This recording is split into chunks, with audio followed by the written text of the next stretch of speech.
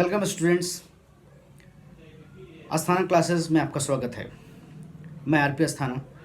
मैं पिछले कई वर्षों से रसायन विज्ञान लखनऊ शहर में पढ़ा रहा हूँ।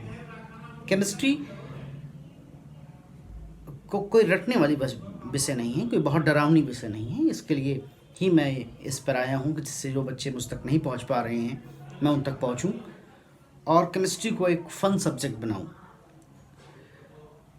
हम आपसे उम्मीद करते हैं कि आपको यहाँ पर केमिस्ट्री से डर मिटेगा, केमिस्ट्री आपको पसंद आने लगेगी, अच्छी आने लगेगी। आज हम आपको रसायन विज्ञान के परिचय कराएंगे। इंट्रोडक्शन ऑफ केमिस्ट्री आज हमारा टॉपिक है और उससे हम आपको केमिस्ट्री से थोड़ा सा नज़दीक लाएंगे। तो आइए बोर्ड पे चलते हैं और केमिस्ट्री। इससे पहले आप हमें सब्सक्राइब कर दें, लाइक करें, कमेंट करें और खूब शेयर करें, जिससे आप जैसे बहुत सारे बच्चों को इसकी मदद मिल सके। तो आइए बोर्ड पे चलते हैं। तो आइए स्टूडेंट्स, आज हम आपको केमिस्ट्री की इंट्रोडक्शन की बात करते हैं। इंट्रोडक्शन ऑफ केमिस्ट्री, जैसा आप देख रहे हैं कि इंट्रोडक्शन ऑफ केमिस्ट्री आज टॉपिक है। केमिस्ट्री को माना जाता है कि विज्ञान है, लेकिन इसकी उत्पत्ति के बारे में जब चर्चा होती है तो ये पता चलता है कि it is originated from Egyptian word कीमिया। मिस्र में, ये मिस्र का एक शब्द है कीमिया, जिस शब्द से केमिस्ट्री शब्द की उत्पत्ति हुई है। केमिस्ट्री शब्द उस समय वहां कीमिया के रूप में एक विज्ञान की बजाय एक कला थी। कला और विज्ञान में थोड़ा सा ही अंतर है। कला भी काफी ज्यादा क्रिएटिव है, काफी ज्यादा रोचकता है, बहुत सारे नए नए चीजों को बनाने के लिए उसमें भी हम प्रतिबद्ध रहते हैं। और विज्ञान में भी यही होता है। बस विज्ञान में किसी चीज को हम सिर्फ इसलिए नहीं जान लेते कि दरअसल क्या होता था। देखिए, मिस्र में जब भी हम कोई नया रंग बना लेते थे तो उसमें केमिस्ट्री का इस्तेमाल होता था। लेकिन रंग किससे बना है, रंग को और किसी चीज में मिलाएंगे तो क्या होगा, रंग का और क्या व्यवहार है, इन चीजों के बारे में ना हम इसमें जानते थे। कला में ऐसा नहीं होता है। कला में हम किसी पत्ती से रंग निकाल लेते हैं और उससे क्या कर लेते हैं, अपना कलर कर लेते हैं, लेकिन ये नहीं जान पाते कि उस पत्ती में वो रंग किस वजह से, क्या वो रंग हम अपनी प्रयोगशाला में बना सकते हैं, किन चीजों से मिलकर बना है, उस रंग का क्या इस्तेमाल है, क्या वो रंग का और भी इस्तेमाल हो सकता है, खाने में इस्तेमाल हो सकता है, और भी किसी रंगीन चीजों में या रंग बनाने में उसका इस्तेमाल हो सकता है। लेकिन हम इस बात को विज्ञान में ध्यान देते हैं। विज्ञान को कहते भी हैं a systematic knowledge is known as science. विज्ञान एक क्रमिक ज्ञान है, उसको आप जो है मतलब सामान्य स्तर पे नहीं, उसीलिए प्रमाण चाहिए होता है।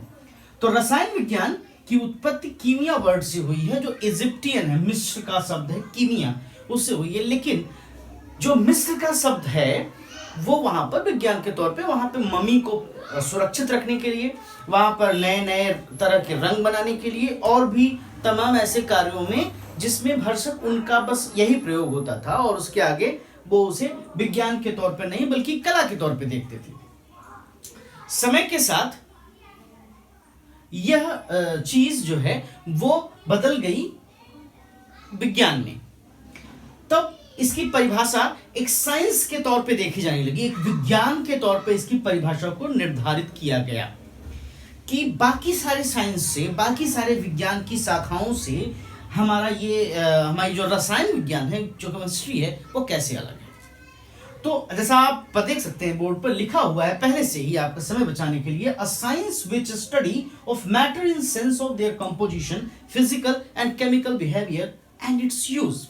हम क्या चाहते हैं, हमें एक पदार्थ मिला, उस पदार्थ को हम उसका क्या देखते हैं, वो पदार्थ का हम उसका कंपोजिशन देखते हैं। हिंदी में देखें तो उसका संगठन देखते हैं, वो पदार्थ किन किन तत्वों से मिलकर बना है, उन तत्वों में उनकी संख्या कितनी है। फादर ऑफ केमिस्ट्री को जनरली ज्यादातर लोगों ने यही समर्थन किया है कि एंटोनी लॉवेजर रसायन विज्ञान के पिता हैं, जनक हैं। फादर ऑफ केमिस्ट्री को बहुत से लोगों ने रदरफोर्ड, अर्नेस्ट रदरफोर्ड को भी कहते हैं, बट ज्यादातर समर्थन यही रहता है, इसलिए हम इसके फेवर में भी बहुत नहीं है कि कौन है फादर ऑफ केमिस्ट्री। क्योंकि केमिस्ट्री के फादर के बारे में मैंने आपको बताया कि बहुत एंशियंट फिलॉसफी है, बहुत एंशियंट पुरानी बात चीज़ों की बात है, बहुत एंशियंट टाइम से हम मेटल्स को जानते हैं, तमाम चीज़ों को जानते हैं, तो हम फादर ऑफ केमिस्ट्री को डिफाइन नहीं कर पाएंगे। अभी हमने पढ़ा कि मैटर ऑफ की स्टडी हम केमिस्ट्री में करते हैं। Chemistry is a branch of science which deal the study of matter in sense of their organizations, in sense of their behavior, chemical, physical. पूरे पृथ्वी पर whole earth contain two type of substance.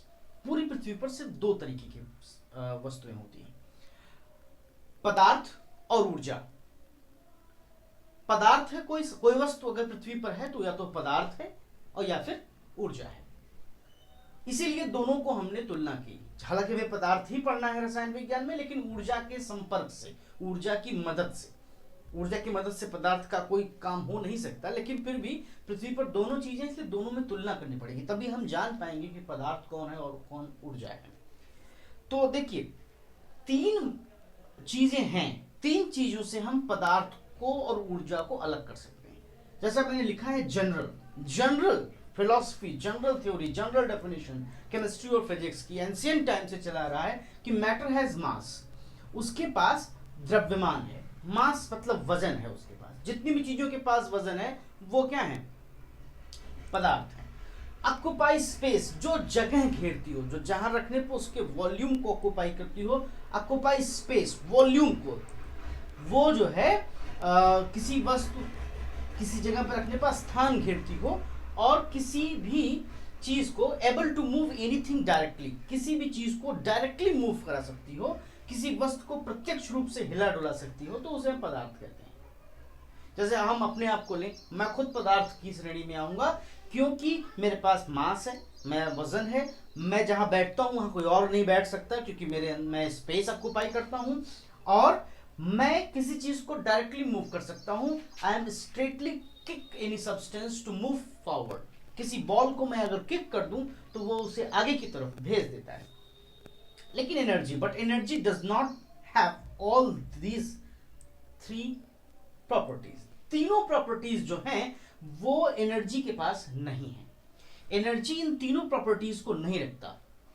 Energy के पास अपना कोई वजन नहीं होता, energy खुद अपना स्पेस ऑक्युपाई नहीं कर सकती, एनर्जी किसी चीज को डायरेक्टली मूव नहीं करा सकती। जैसे एग्जांपल के तौर पे मैं आपको बताऊं कि विंड और सनलाइट, विंड में वजन भी होता है, मास होता है। आप इसको प्रैक्टिकली देख सकते हैं, एक बलून में भर के, एक पिचका हुआ बलून, एक फूला हुआ बलून, दोनों के वजन में अलग होगा। ऑक्युपाई स्पेस, अगर विंड एनर्जी की बजाय मास के बजाय एनर्जी होता, अगर मैटर के बजाय एनर्जी होता, तो वो वॉल्यूम ऑक्युपाई नहीं करता। कभी भी सनलाइट या टॉर्च जलाने से बलून स्वेलो नहीं करेगा, फूलेगा नहीं। लेकिन हवा भरने से फूल जाएगा, क्योंकि हवा गैस है और गैस एक मैटर के स्टेट है।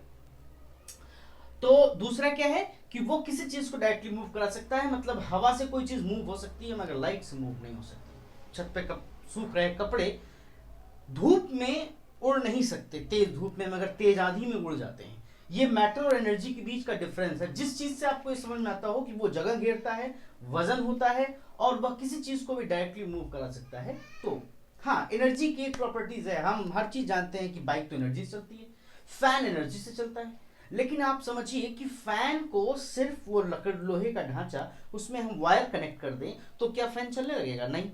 इसलिए क्योंकि वो डायरेक्ट नहीं चला सकता। मैंने लिखा है कि डायरेक्टली मूव एनीथिंग डायरेक्टली का मतलब आप सीधे सीधे किक मारिए चल देगा, आप डंडा मारिए बॉल चलने लगेगी, लेकिन टॉर्च मारने बॉल नहीं चलेगी।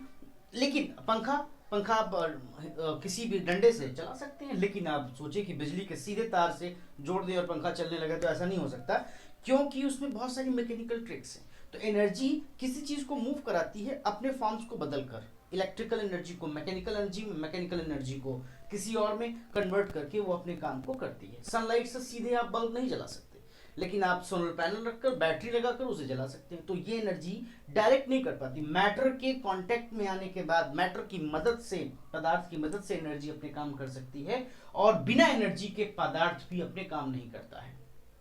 हम बैठे हैं, पोटेंशियल एनर्जी, हम खड़े हो गए, काइनेटिक एनर्जी, हम दौड़ने लगे और ज्यादा काइनेटिक एनर्जी। तो ये इसका मैटर मानना है। तो पदार्थ और ऊर्जा के बीच में अंतर करना इसलिए जरूरी है क्योंकि जब तक आप रसायन विज्ञान पढ़ेंगे तो पदार्थ को पढ़ना होगा, और पदार्थ को नहीं पढ़ पाएंगे, नहीं समझ पाएंगे, तो आप रसायन विज्ञान में समझ नहीं पाएंगे कि एनर्जी और पदार्थ।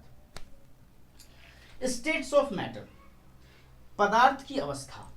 देखिए पदार्थ को मैंने कहा ना, बिना ऊर्जा के पदार्थ का अस्तित्व तो है नहीं, पदार्थ से ही ये चलती है और पदार्थ से ही इसका आकलन होता है क्या होता है। तो ये है पदार्थ की अवस्था, जिसमें हम 3 अवस्था को पढ़ेंगे, ठोस अवस्था, द्रव अवस्था और गैस अवस्था। ये आपके मुख्य हैं। जिस स्टैंडर्ड की बात हम कर रहे हैं class 9th to class 12th, इसमें ये 3 स्टेज ठीक है। कुछ और भी अवस्थाएं हैं जैसे प्लाज्मा, लेकिन उनकी बात हम यहाँ नहीं करेंगे, उसके लिए हम अलग से आपको बता देंगे। लेकिन प्लाज्मा की बात यहाँ नहीं करेंगे, हम मुख्य आपके विषय वस्तु की बीच बात करेंगे, ठोस, द्रव, गैस। ये 3 अवस्थाओं की बात हम आपसे करेंगे। इन तीनों अवस्थाओं में जो है यहाँ पे हमने आपको बताया कि ठोस, द्रव और गैस। अगर हम गर्म करते हैं, ठोस को गर्म करते हैं तो वो गल जाता है, द्रव बन जाता है। द्रव को अगर हम गर्म कर दें तो उसका इवेपोरेशन मतलब वाष्पन हो जाता है और वो गैस बन जाता है। गैस को ठंडा किया जाए तो संघनन, जिसको इंग्लिश में कहते हैं कंडेंसेशन, और वो द्रव में बदल जाता है। बहुत से चीजें आप किया होगा, आप लिक्विड को, आप गैस को लिक्विड में कन्वर्ट करने की तरकीब आप जानते हैं कि हम उसको ठंडा करते हैं, ये काम फ्रिज भी करता है, और उसके बाद द्रव को अगर ठंडा करते हैं तो वो फ्रीज हो जाएगा और वो ठोस में बदल जाएगा। इस अवस्था द्रव को जब हम गर्म करते हैं तो उसका इवेपोरेशन अर्थात वाष्पन होता है, और वाष्पन के बाद वह गैस की अवस्था में चला जाता है, उसके अणु दूर दूर हो जाते हैं। गैस से फिर जब हम एनर्जी को विड्रॉ करते हैं, उसे ठंडा करते हैं, तो उसका कंडेंसेशन माने संघनन हो जाता है और वो फिर से द्रव में बदल जाता है। इसी क्रम में ठोस, ये विशेष है आपके लिए कि ठोस को जब हम गर्म करते हैं और वो बिना द्रव में बदले सीधे गैस में बदल जाए तो उसको हम लोग सब्लिमेशन कहते हैं, ऊर्ध्वपातन। ऊर्ध्वपातन को वापस करने पर, ठंडा करने पर वो रिवर्स सब्लिमेशन हो जाता है, व्युत्क्रम ऊर्ध्वपातन, और वो सीधे गैस से ठोस में बदल जाता है। ये एक विशेष प्रक्रिया है, इसमें कपूर, नेफ्थेनॉल और तमाम ऑर्गेनिक कंपाउंड्स आते हैं। भौतिक अवस्थाओं में, पदार्थ की अवस्थाओं में, भौतिक अवस्थाओं में और भी कई हैं जिनकी बात होती है हायर क्लासेस में, प्लाज्मा, और इनके बारे में हम आपको आगे बता देंगे। लेकिन अभी ये आपके लिए इस सब्जेक्ट से और इस स्टैंडर्ड में 9th to 12th के लिए इतना महत्वपूर्ण है। हम आइए पढ़ते हैं अब पदार्थ का वर्गीकरण, क्लासिफिकेशन ऑफ मैटर। ये है मैटर का क्लासिफिकेशन। मैटर में अर्थ पर 2 तरीके के मैटर प्रेजेंट होते हैं, प्योर, एक इम्प्योर। सिंपली इम्प्योर सब्सटेंस वो होते हैं जिनको अशुद्ध कहते हैं। इम्प्योर वो सब्सटेंस होते हैं जिनके बारे में हमें कुछ पता ना हो, उनके सही रेशियो ना पता हो, ये बिल्कुल पता ना हो कि उसमें कौन कौन सी चीजें मिली हो सकती हैं और कौन सी नहीं। ऐसी चीजों को हम मिक्सचर भी बोलते हैं, दूसरे लैंग्वेज में मिक्सचर भी बोलते हैं, दूसरे टर्म में। वो 2 तरीके के होते हैं, homogeneous and heterogeneous. when only one appear, ठीक है। जब ऐसा मिक्सचर हो जिसमें केवल एक दिखता हो, दूसरा खो जाए, उसमें दूसरा डिसॉल्व हो जाए, समांगी, दोनों के अंग एक जैसे हो जाए, होमो हो जाए, होमोजेनस, तो वो उनको कहते हैं हम होमोजेनस मिक्सचर।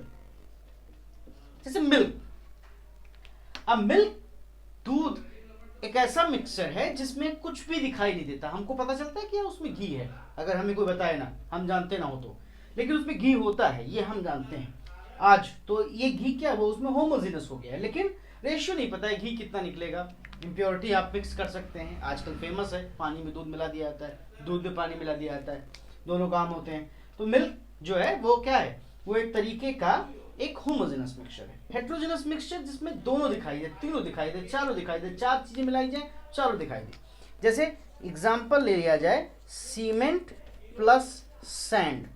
सीमेंट और सैंड ये दोनों ऐसे मिक्सचर हैं जिनको हम हेटेरोजेनस मिक्सचर कहते हैं, क्योंकि दोनों दिखाई देते हैं और मिलाने का रेशियो कोई फिक्स नहीं होता, कोई 3:1 मिला देता है, कोई 5:1 मिला देता है। इस तरीके से ये सब इम्प्योर हैं क्योंकि इनकी रेशियो के बारे में हमें मालूम नहीं है। आइए अब प्योर मैटर पे चलते हैं। प्योर मैटर जिसको हम लोग शुद्ध कहते हैं वो दो तरीके के होते हैं अर्थ पर, एलिमेंट्स, कंपाउंड्स। एलिमेंट्स क्या होते हैं? प्योरेस्ट फॉर्म ऑफ एटम, इनमें शुद्ध रूप से सिर्फ एटम्स होते हैं अगर वो प्योर हैं तो। जैसे अगर आपके पास प्योर आयरन की एक रॉड है Fe, तो वो क्या है? वो प्योर आयरन है, वो प्योर आयरन है, उसमें और कुछ भी नहीं है, उसमें और कोई चीज मिक्स नहीं की गई है, सिर्फ और सिर्फ प्योर एटम है। और इस तरीके से जैसे निकल हुआ, जैसे कॉपर हुआ, तो ये प्योरेस्ट फॉर्म ऑफ एटम है, उसको एलिमेंट्स कहते हैं। तो कोई और चीज होती नहीं, प्योर कैसे होगा? मॉलिक्यूल्स, बहुत सारी गैसेस हैं जो मॉलिक्यूल्स के फॉर्मेट में अर्थ पे पाई जाती है, जैसे हाइड्रोजन, जैसे नाइट्रोजन,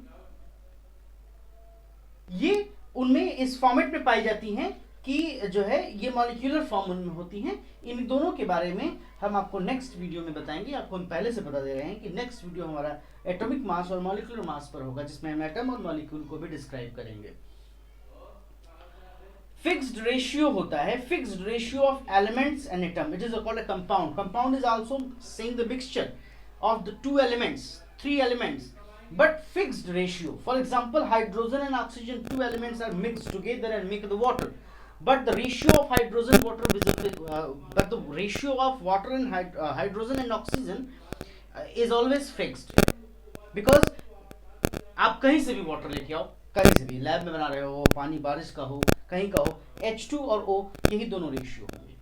इस तरीके से हम मैटर को आपको डिस्क्राइब किए हैं। जो भी सवाल पूछना हो उस डिस्क्रिप्शन में आपके उससे रिलेटेड कॉन्टैक्ट्स हैं, ईमेल्स हैं, व्हाट्सएप नंबर्स हैं, कमेंट्स है इस वीडियो का, और साथ में जो है आप हमको जो है फॉलो कर सकते हैं नेक्स्ट के लिए, और आप हमें अपना एडवाइस दे सकते हैं, कोई क्वेरी कर सकते हैं, किस पर वीडियो बनाया जाए वो आप पूछ सकते हैं केमिस्ट्री से। लेकिन हम लोग केमिस्ट्री पूरी फन के साथ पढ़ेंगे, हर तरीके का कन्वर्सेशन करेंगे, जिससे कि केमिस्ट्री हमको इंटरेस्टिंग और समझ में आने लगे।